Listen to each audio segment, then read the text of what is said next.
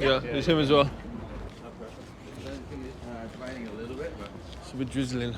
we can sit underneath the umbrellas here. You good? 1, 2, mic check, 1, 2, mic check. Mic check. Mic check. Checking Michael. People at Heatwave, the fucking sticky fingers are here with us. This is absolutely crazy. Guys, thank you for being with us. You just performed at Down the Rabbit Hole. How was it? Is it what you expected it to be? Yeah, it was fucking lovely. We love coming to Holland. We love the Dutch. We love the show. We love the rain even. We truly love it here. Yeah. And this is what we've been here like 10 times now, maybe. But today was good. It was a really good show. You never know what you're going to get with us. We don't really know what's going to happen when we jump on stage. Don't know what we're going to play half the time. But it worked out well. It was good. How much time do you spend like rehearsing for a show like this? Leading up to... We did 2 hours. Without Dylan. And it wasn't because we don't care, it's just because we've been playing for a long time, so it's okay. Well, look, one of the greatest jazz pianists, Oscar Peter, said he never rehearsed. So he's one of the greatest. So Are you comparing yourself currently to him? just his 'Cause mantra. You are amazing. No, not me. That's I'm for sure. comparing the band to Oscar Peterson. So we're amazing. I just think we have the same mantra. we're not that. We could have rehearsed more, let's Let's not just talk say. about us. Let's Yeah, talk about you. yeah. See it. It's my favorite one. Okay. So, what's more fulfilling for you, performing live or being in the studio? Oh, well. Ooh. Both. It's just like it's a cycle. So we do writing and then we record, and then after we've recorded then we mix, and then once we've mixed it we're fucking sick of it. We're like, oh my god, this sucks, I think, and then we go and release it and then we tour it. So every single part of the process is just as rewarding as the last. But by the time you're done with one part of the process, you're like, fuck this, and you're ready for the next part. So right now we're touring this album and we're loving that. When you tour, you reap the rewards of your hard work. But then at the end of the touring, you're like, fuck this, and then you want to write again. So yeah, I think generally speaking, the whole cycle is rewarding. Would you not agree? No, I concur wholeheartedly. I actually think that you can't pick one over the other. Exactly what Seamus just said. It's a cycle. It's you seasons, know, man, when it's too hot, you need rain. When it's too much rain, you need sunshine. Fucking Right. seasons, bruh. Where are you from, baby? I'm from Cyprus. Are you? Yeah. Nicosia? Nicosia, yeah. Hella. Shit, bro. Hella. We're just in Greece, bro. That's why we're looking a little bit large at the moment, because we've been eating, kilos of lamb chops. Just floating in the Aegean with kilos of lamb chops in our guts. Ouzo, jeez Louise. Ouzo. We had a lot of gyros. Euros. Gyros. Right. Come on. We live for 10 days. Gyros. Gyros? I don't know. No, you don't know. I'm putting my touch on it. Gyros. Gyros. Gyros. Gyros. It's like it's a... Gyros. Gyros, yeah. Gyros. Your Aussie touch. Gyros. No, but hang on, they spell it with the G, Y-R-O-S, and then there's the Y-E-E-R-O-S, right? Y-E-E, I don't know. Maybe that's just to make it easier for That's dumb in Australians. Australia. That's Australian thing, eh? I think what happened was a lot of the Greeks in Australia got sick of everyone saying gyros, so they just wrote it differently. When a lot of migrants came to Australia, they had to change their names so that they could sound a bit more like Anglo. Yeah. So I've got Serbian background and I have Delic, but they add the H at the end, so it makes it, like the rest of, Australia can pronounce it properly, So I think that's what's going on here. But take it with a fucking grain of euros. Trying to make it easier for Australians. The Euros assimilating to Australian culture.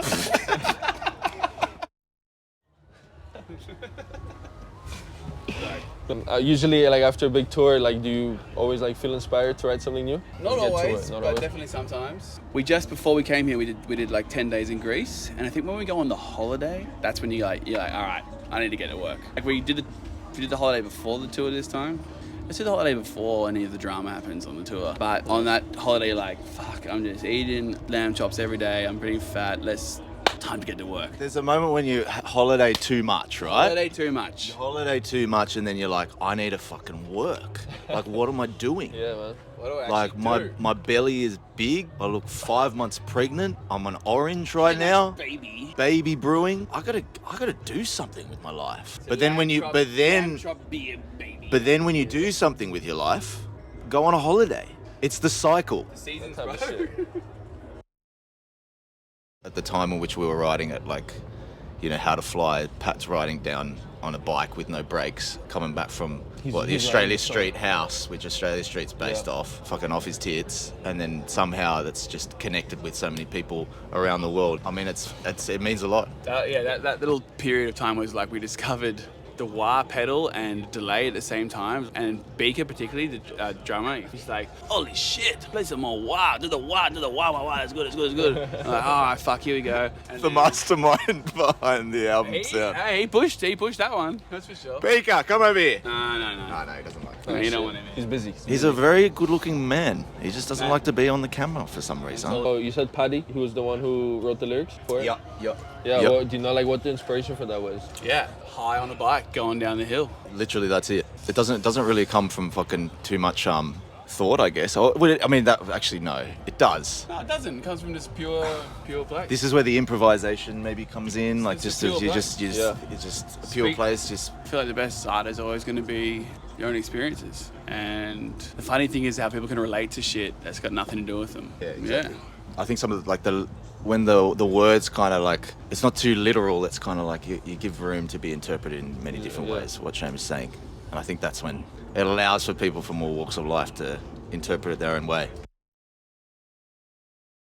I like your old stuff better than your new stuff. I like your old stuff better than your new stuff. I understand because for us we look at Caress and like it's capturing more of a moment, and like us in our youth, and there's you're fucking invincible, you're bulletproof, you don't have like any worries in the world, and then as you get older you go through the trials and tribulations of life, and so your music kind of changes, and sometimes people are like, write a song, write How to Fly Again, and you're like, well mate, I'm not fucking 19 anymore, we can't. But It's the cycle again, cycle of life, right? You got to keep moving along.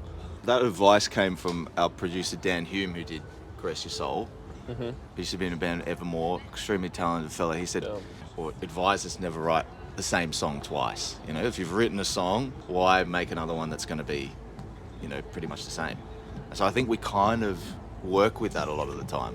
kind of. And that probably kind of. Sometimes we've written better versions of songs later. Yeah. But I think with that idea, you're always creating new shit, and unfortunately you're gonna upset those fans that want, the same song all the time. It's also disingenuous. It's not real. It's like I thought that worked, so let's do more of what works. That's the formula they liked. Let's do that. Fucking sell it. Yeah. You don't want to be selling formulas. You want to be selling your fucking story. You want to be selling your. It's also there's moments in time where things relate to you, right? Like you can think of bands when you're 16 or 17, it's like this hit me, as opposed to when you get to 30 and you still listen to that same record again. Like we never set out to write a certain like genre or anything. We just like write what feels good in that moment in time, and like, oh, this is fucking pretty dancey. Maybe just do a bit of a. Let's have a rave. I think we're pretty critical of each other in a good way. Like, if we think something sounds shit, we'll be like, nah, I think that idea is shit. We'll move on. But no one really takes it to heart. Yeah, it's You just kind of like It's real critical and toxic. in it. I feel personally attacked a lot. I think you have to be like that though, right? No, With each 100%. other. No, when you're writing, when you're collaborating, you got to leave ego at the door. It's funny because it is so personal, isn't it? So anyways, when someone's like, nah, no good, you're like, fucking what? Yeah. How dare you? How dare you? How dare you? This is art. Cost me. Yeah, never give a fuck what people think, but care what the people closest to you think. Yeah, I always like to show my music to my wife.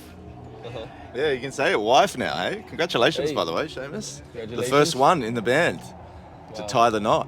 How crazy! Who would have thought? No, I did love it. Same thing with all of us. When you show our separate spouses our music, they're such a honest, clean. It's like, yeah, that's pretty cool. Yeah, you've done better. Done better. And other one's like, this is fucking cool. Oh, this one's cool. You're like, But then that sucks as well, because you need to have something constructive. You can't just that's be. good enough You for need. me. Is that enough? yeah. Okay, so in between Helping Hand and Liquor Boy, on your musical journey, Helping hand, bro. Did you say helping hand? Holy Yeah. shit, dog. what was the moment when you're like, shit's getting serious, like in terms of like, Not then. Actually, nah. Then was. I don't know. Cross yourself. Yeah, the Headlock video clip. It's from the other EP, Extended Play. Our friends had this house on Australia Street where we used to always party. backed onto this park, and they had this festival there every year called Newtown Festival. Yeah. And we never got fucking invited. We're like, come on, we're from Newtown, let's do this. And then finally, you know what? We'll just headline it ourselves. So we built this stage in the backyard and played this show like out of nowhere. So it was like out of milk crates, we built the stage, veering off over the fence, so people in the park at the festival would walk in, and like as the headline act would finish, we started playing. So the whole crowd would come outside this house veering onto the park. We were like, fuck you, cunts. And what was mad about that too is that the cops couldn't legally go into the house because it's a private property. So there was just cunts throwing fucking beer bottles everywhere on the roof, just doing all sorts of shit, and they couldn't do anything. But then the next year, they were like, all right, you guys can come play. And we played actually at the festival. And then when we were playing at the festival, Dan Hume was there just by chance. And he was like, what the fuck is going on here? Because there was like quite a lot of people, like basically all our friends, and just going off. And he's like, what is this? And he went up to the merch desk to like buy a CD. We only had 3 CDs on us. And so he's like, sorry mate, sold out. He's like, shit, dude, these guys, what the hell's going on here? I sold out of CDs. Anyway, so Dan Hume kept chasing us like, I want to mix, produce you guys, whatever. And we were just dumb and young, like, nah, we like to do it on tape, blah, blah, blah. We sucked. Anyway, eventually Dan got hold of some of the songs, and when he sent Crush Your Soul and another one, can't remember the name of these songs anymore. Anyway, yeah, we got these songs back. We were sitting in the car all together in the old van. We're like, holy shit. Like you got the mix back, you mean? Yeah, we got the mix back from Dan. We're like, holy shit. We sound good. And like that was the moment. I was like, fuck, all right, we're on here. And then the album came out, and then we started like touring, and then from there just had a really great time. It's been a slow build with a lot of fun years of touring, playing to like 5 people, playing to fucking 20,000 people, playing like it changes all the time. That was how it started. So like, even when Caress Your Soul hit, we'd already been playing around Australia, packing all our gear in Beaker's mum's Toyota Tarago, driving up and down east coast of Australia. No radio play, nothing. Just play a show, 5 people, get their email lists, because that was the thing. Get their emails. Next time, 10 people come. Next time, 20 people come. And that was just what we did, and we loved it. It was like, we didn't think about it, think twice. So we're already like kind of selling out venues before we even got like the radio play. And I think a lot of acts don't do that anymore. They try and just get their song to be fucking heard or whatever, and like they don't do that raw shit of like, let's just go out and fucking play to 5 cunts. If there's no one there, who cares? Party with the people that were playing, you know, that came to your show, you know. But look, I mean, the point was mainly that we have people that have been there from day dot, whether it be in Europe, whether it be in Australia, and they, you know, are close friends of ours now. That time of like Newtown when you were trying to get like in the festival, what was like your mindset every time you'd get rejected? Was it like a fuck you, we're still gonna do this no matter what? Like exactly that. Yeah. Fuck you, let's go. We don't need you. We'll do it ourselves. Yeah. We'll build a great stage, 2 stories high. Let's push. Let's go. If you're not gonna help us, we'll do it ourselves. And when you're ready to arrive to the party, we're here and we're partying. And you think that mentality is like kind of what got you always just push. I think it's also exciting, you know, like excites people when you do something that's out of the ordinary and like you just make the show happen, because that's all people want. They just want to fucking hear music, and sometimes there's a bit of fucking bureaucracy, a bit of shit. People, you know, don't like you, don't want you to play, but there's always a way to make the music happen. Yeah. So what, like to bands who are like might be going through this type of rejection, you know, what would you say to them? Well, just fuck them. Go somewhere else. They might like you here. They might Keep hate pushing. you there. They might love you here. They might fucking want you dead over here, you know? I don't know. There's probably places where people fucking... There's plenty of places where people hate Buy a us. van and hit the road and have a great time. I think that was the thing, is like when we went in that Tarago and we went around playing shows, it was fun, you know? It was like a weekend for us. So if you're having fun doing what you're doing, it's all a bonus. Hanging out, getting silly. About the music, right? And oil. A lot of oil. And oil. Olive oil, yeah. Cover in olive oil. Amazing. Glistening. Separate olive oil. Yeah, it's good shit. That's a good shit. It's a good shit. How did Lekker Boy come about? What's significant about it? Where did it come from? Well, we spent a lot of time in the Netherlands over the years. Like, we'd always fly in here. We've got a lot of family and friends here now. They feel like family. And, you know, that's lekker, everything's fucking cool, or that's, you know, it's a slang word. And then one time Dylan somehow got let into the country with an expired passport, and we did a whole tour around Europe. And we didn't even know how the fuck they let him on the plane or into the country or around all of Europe. Anyway, on the way back, we get to Abu Dhabi and we go to board the flight to Australia. And Australia's pretty strict with that. And like, sorry, your passport's expired. Can't come here. And we're all sitting there like, shit. End of this tour, like, sorry, bro. All right. Well, here's some headphones and here's like the bank card with like $50 on it. And they deported him back over here, back to Amsterdam. And then he finally came home like 2 weeks later with this lecker just across his gut, like Tupac styles. You like it? And we're like, well, it's part of you, so yeah, we love it. Yeah. And then, I don't know, from there we've just always had an affinity with that word. And yeah, that's lecker. Fifth album. Fucking lecker, bro. We as humans, you know, every like soul on this planet, like we're all bound to go through shit in one way or another. Fuck yeah, man. To go through all the dark facets of life. From what like I've researched about you guys, you know, you've been through that together as a group, as brothers, if I may say like that. Like how did those experiences like translate into your work? I love that the sun just came out when you... I know, that was beautiful. I don't know, I think it's just ever evolving, you know, like as we talk about mental health a bit, it's always, you know, never really goes away, comes back, goes, it's, you know, there's rehabs, institutions, we all feel it together as a brotherhood, and it's difficult, but it's something we write about and we're not afraid to, and I think it comes across in like what you're saying, you know, you have to talk about it and music's the way to be able to talk about it. Sometimes the best way to talk about it, so yeah. We're very lucky to have each other and have everyone, all our fans that love our shit, because, yeah. We love fucking partying, have a good time.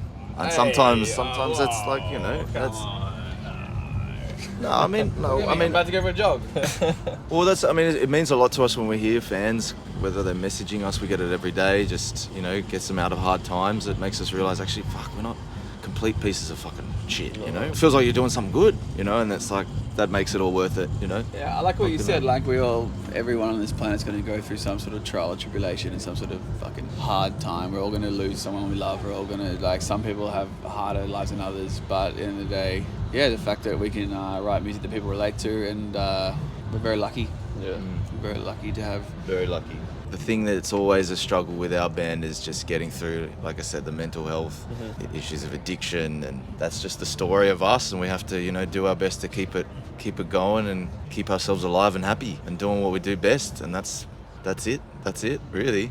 But hey, we're doing all right. Here comes the beer for Seamus. To the rescue. Boom. Bro, thanks so much. No, thank you guys. Yo, it's crazy, man. Sticky fingers, ladies and gentlemen. Cheers. Nice. Cheers. Prost.